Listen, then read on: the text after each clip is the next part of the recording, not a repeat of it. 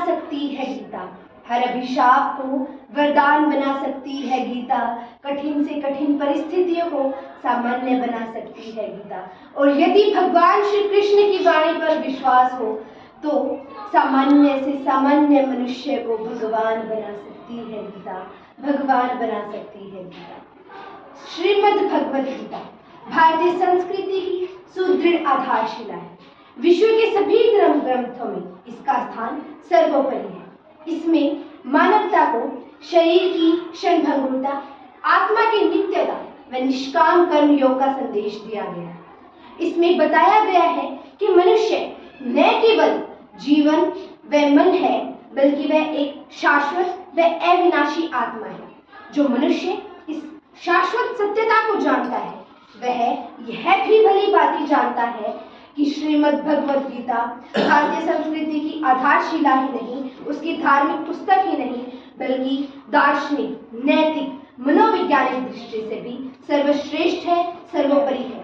निसंदेह अनेक व्यक्ति अपनी अज्ञानता के कारण इसमें निहित ज्ञान से वंचित रह जाते हैं। वे केवल इसे हिंदुओं की धार्मिक पुस्तक मानते हैं।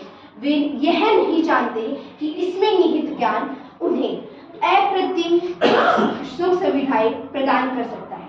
श्रीमद् भगवद गीता के गहन अध्ययन से हमें यह पता चला कि मानव शरीर की 4 वास्तविकताएं हैं: जीवन, मन, आत्मा, परमात्मा।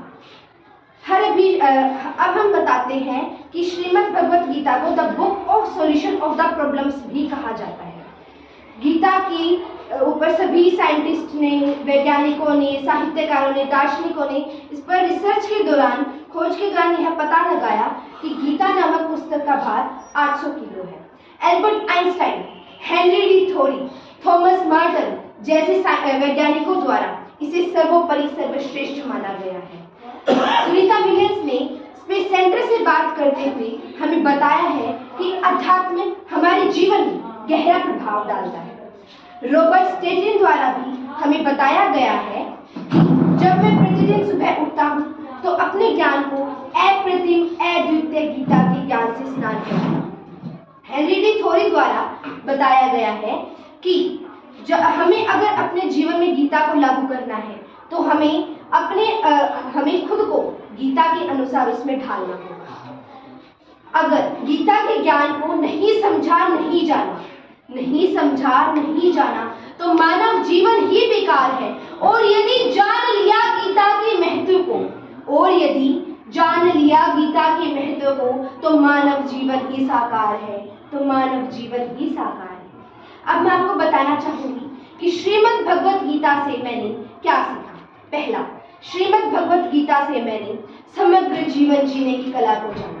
मैंने जाना जब मन में अर्जुन सा द्वंद्व हो, जब मन, बुद्धि, विवेक काम न आए, तब हमें न तो अपना धैर्य खोना चाहिए और न ही हमें उदास होना चाहिए, बल्कि हमें अपने मनोबल को बनाए रखते हुए अपने शुभ चिंतकों के साथ बैठकर उनके साथ वार्तालाप करना चाहिए और उस बात के सकारात्मक व नकारात्मक पहलुओं पर गौर करना चाहिए, जिससे हमें उस बात का हल पता चल जाए और हमें यह भी पता चल जाए कि हम उस बारे में किस तरह से सोच रहे हैं।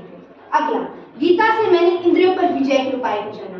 मैंने जाना कि इंद्रियों पर विजय प्राप्त करना अति आवश्यक है, अन्यथा मन में भोग, विलास, ऐश्वर्य की भावना उत्पन्न हो जाती है और पूर्ण न होने पर हमें क्रोध आता है।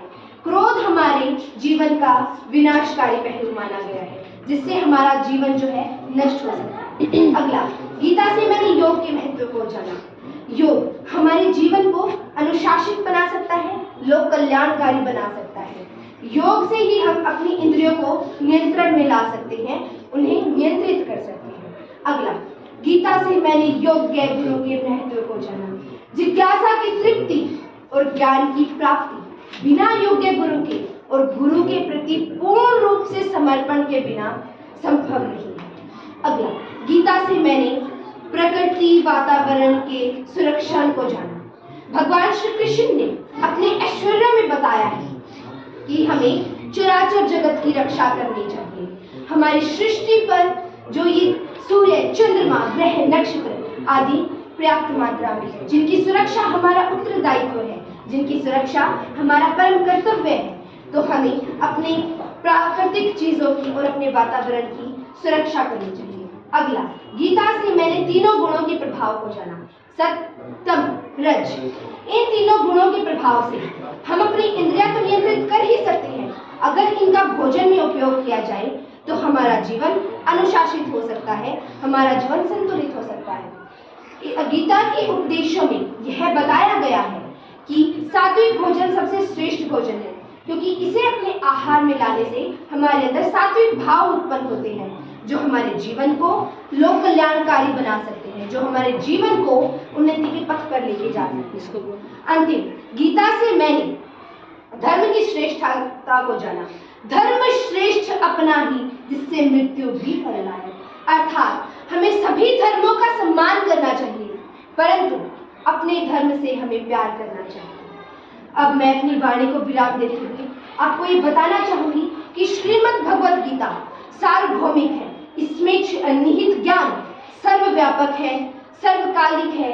इसमें निहित ज्ञान अप्रतिम है, अद्वितीय है, जिसे जितना समझो, जितना जानो, उतना अल्प है। और अगर जान लिया किसी ने गीता के ज्ञान को, और यदि जान लिया अगर किसी ने गीता के ज्ञान को, तो हमारा जीवन ही साकार है, हमारा जीवन ही साकार है। मैं अपनी वाणी को विराम देते हुए श्री कृष्ण का एक श्लोक आपको कहना चाहूंगी। यदा यदा ही धर्मस्य ग्लानिर्भवति भारत अभ्युत्थानमधर्मस्य तदात्मानं सृजाम्यहम्।